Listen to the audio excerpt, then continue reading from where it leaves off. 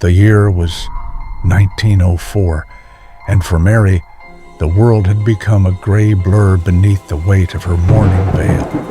The scent of damp earth from the cemetery still seemed to cling to her nostrils, a constant reminder that her husband now inhabited the silence. But the silence within the family mansion was different. It was piercing. Paul, her older brother, offered no solace. He remained in the study, his silhouette framed by the thick smoke of his cigar, eyes fixed on the property deeds that now, by a stroke of fate and succession laws, Mary had inherited. To Paul, Mary was not a grieving sister. She was a black silk obstacle standing between him and the fortune. The October mist enveloped the carriage like a living shroud, dense and cold, seeping through the cracks of the aged wood.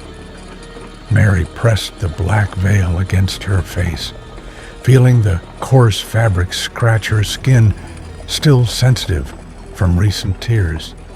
3 months, only 3 months since she had buried Thomas, and already her brother Paul was dragging her away from the only house she had ever known as home.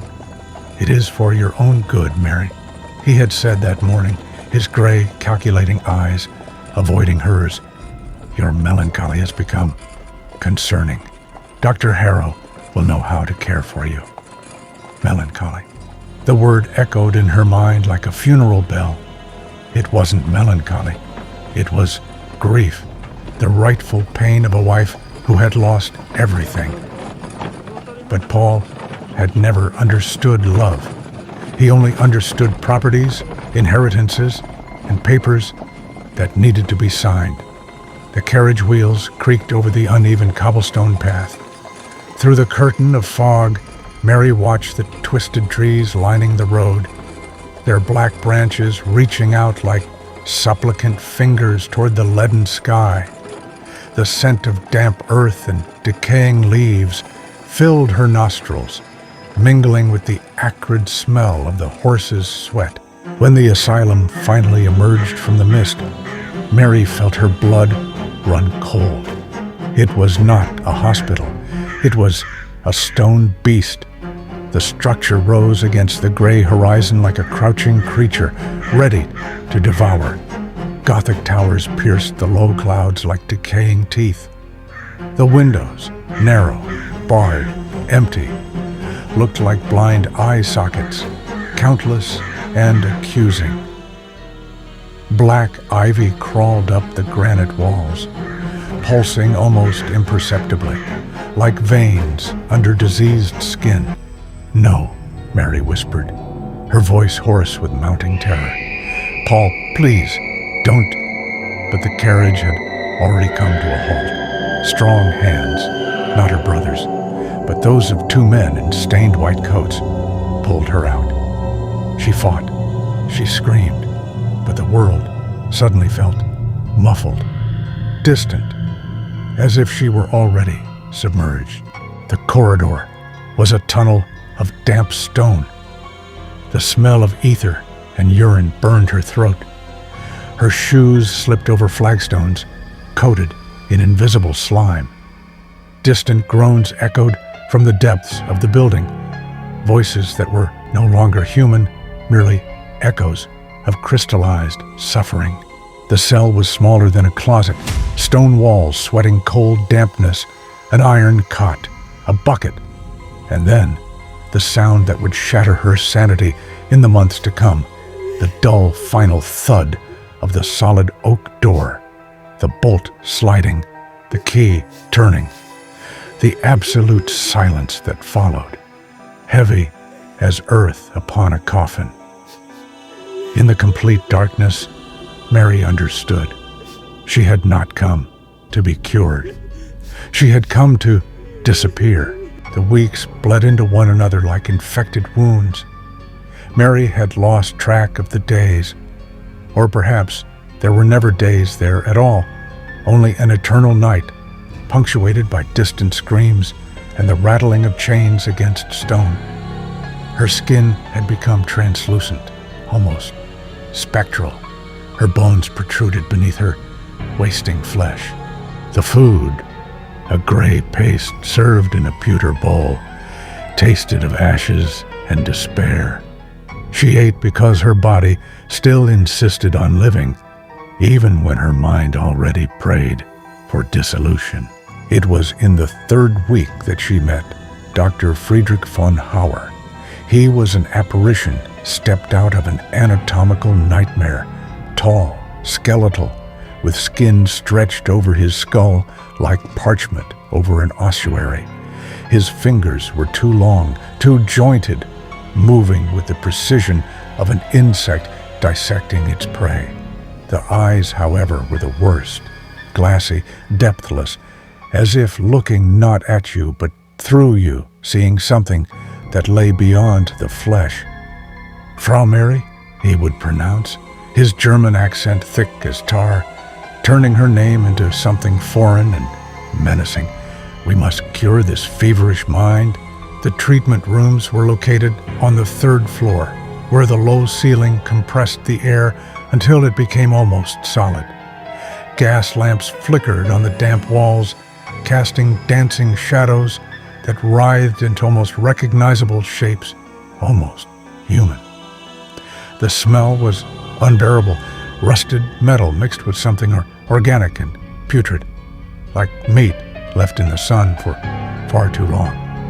Instruments gleamed upon trays of tarnished silver. Von Hauer never touched them during the sessions. He didn't need to.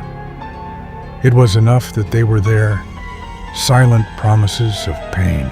"Tell me about Thomas again," he would command, leaning in so close that Mary could see the burst capillaries in his dead eyes. Every detail, how he died, how you really felt. He twisted her memories, turning love into pathology, grief into madness. He repeated her words back to her with subtly altered inflections until she no longer recognized her own thoughts. Hours merged. Reality softened at the edges. Back in her cell, Mary began to see them. Shadows that should not have moved, crouching forms in the corners where the lamplight could not reach, long fingers crawling along the stone walls, whispers in tongues that made her eardrums bleed.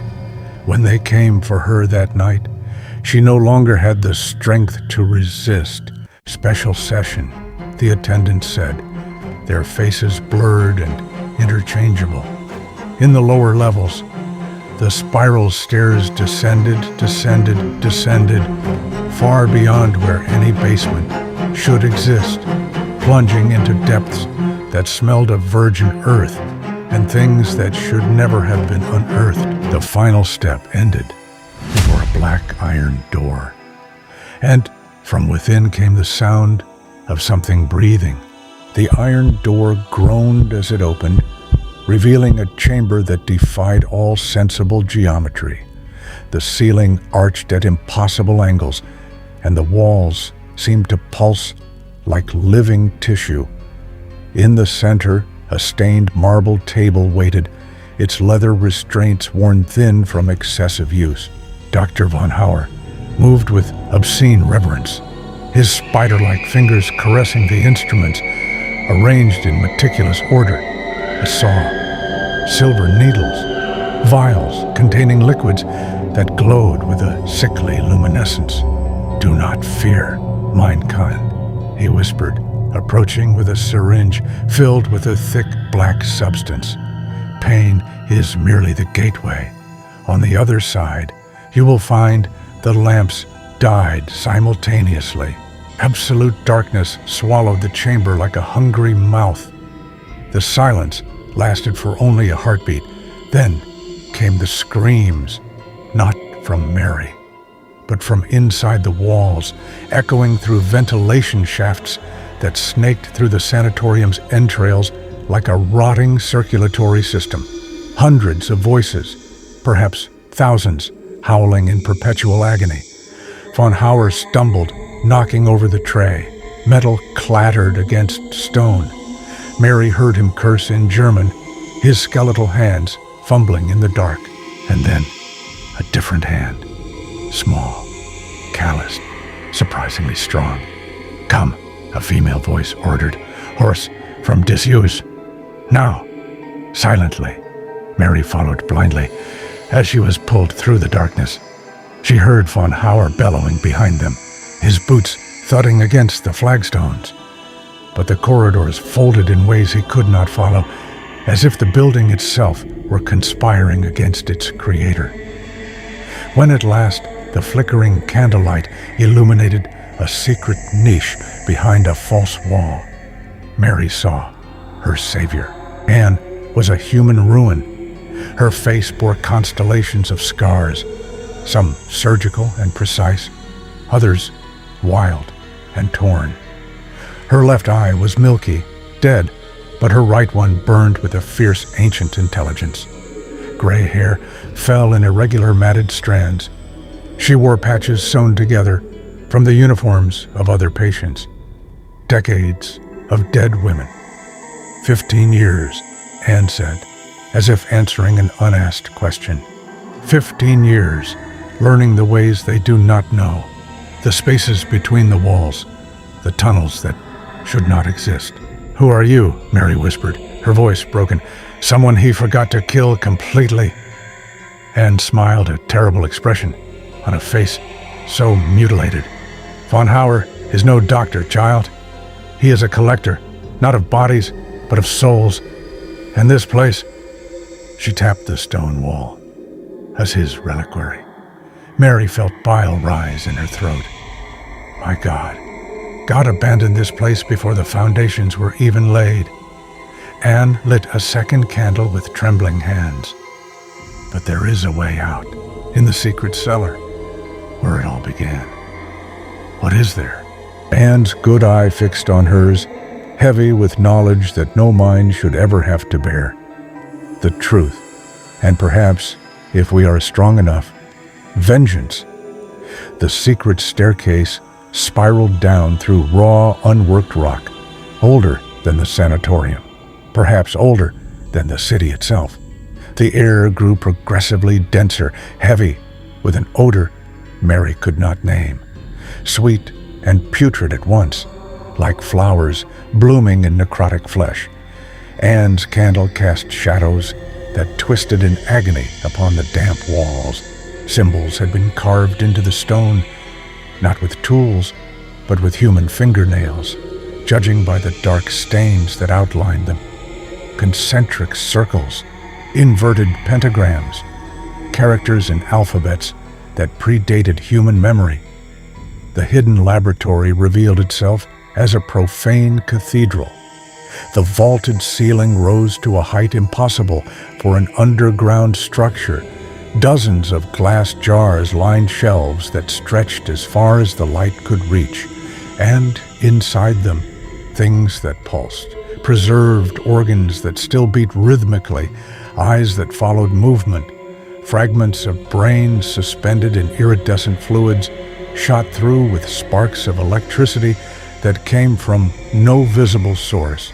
But the center of the chamber held the true abomination. Upon a monumentally large dissection table, something was being built. A body. No, multiple bodies fused into one. Too many arms.